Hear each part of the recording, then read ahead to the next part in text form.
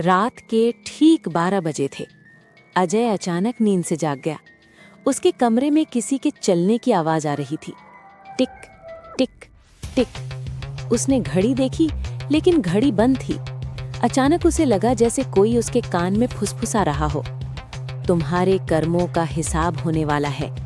अजय डर गया, लेकिन उसे नहीं पता था ये कोई सपना नहीं था। उसकी जिंदगी अब बदलने वाली थी। अजय एक सामान्य इंसान था। पैसे कमाने के लिए झूठ बोलता था, जरूरतमंदों की मदद नहीं करता था, माता पिता को समय नहीं देता था, दूसरों को नुकसान पहुंचाकर खुद फायदा उठाता था। उसे लगता था जीवन एक ही बार मिलता है, जो करना है अभी कर लो। उसे कर्म और अगले जन्म जैसी बातों पर विश्वास नहीं था। लेकिन गरुड़ पुराण कहता है कोई भी कर्म व्यर्थ नहीं जाता। एक दिन ऑफिस से लौटते समय अजय का एक्सीडेंट हो गया। सब कुछ अंधेरा हो गया, लेकिन अचानक उसे लगा वो अपने शरीर के बाहर खड़ा है। नीचे लोग चिल्ला रहे थे, जल्दी एम्बुलेंस बुलाओ। अजय समझ गया उसकी आत्मा शरीर से अलग हो चुकी है। तभी दो भयानक आकृतियां उसके सामने आईं, काले वस्त्र, लाल आंखें। यमदूत। यमदूत उसे एक अंधेरी जगह पर ले गए। वहां एक विशाल दरबार था। बीच में बैठे थे चित्रगुप्त। उन्होंने एक बड़ा ग्रंथ खोला। उसमें अजय के हर कर्म का हिसाब लिखा था। कब झूठ बोला, कब किसी का दिल दुखाया, कब मदद करने से मना किया, कब लालच किया। अजय कांपने लगा। उसने पूछा, क्या मुझे सजा मिलेगी? चित्रगुप्त बोले, सजा नहीं, तुम्हें वही मिलेगा जो तुमने बोया है।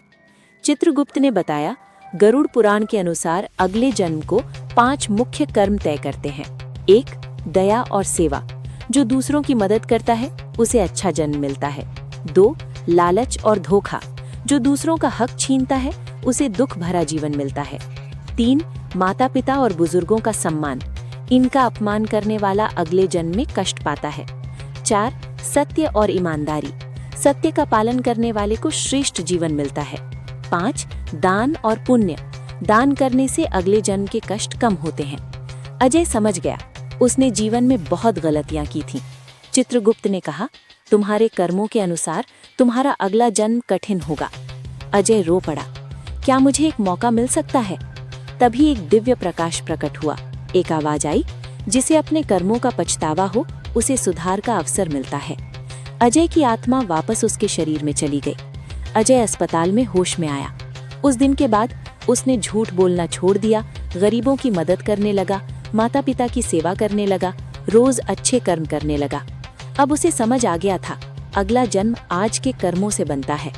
गरुड़ पुराण कहता है, जैसा कर्म वैसा फल, जैसा जीवन वैसा अगला जन्म। याद रखिए, कोई नहीं देख रहा ऐसा कभी मत सोचिए, क्योंकि चित्रगुप्त सब लिख रहे हैं। आज आप जो कर रहे हैं वही आपका अगला जन्म तय करेगा।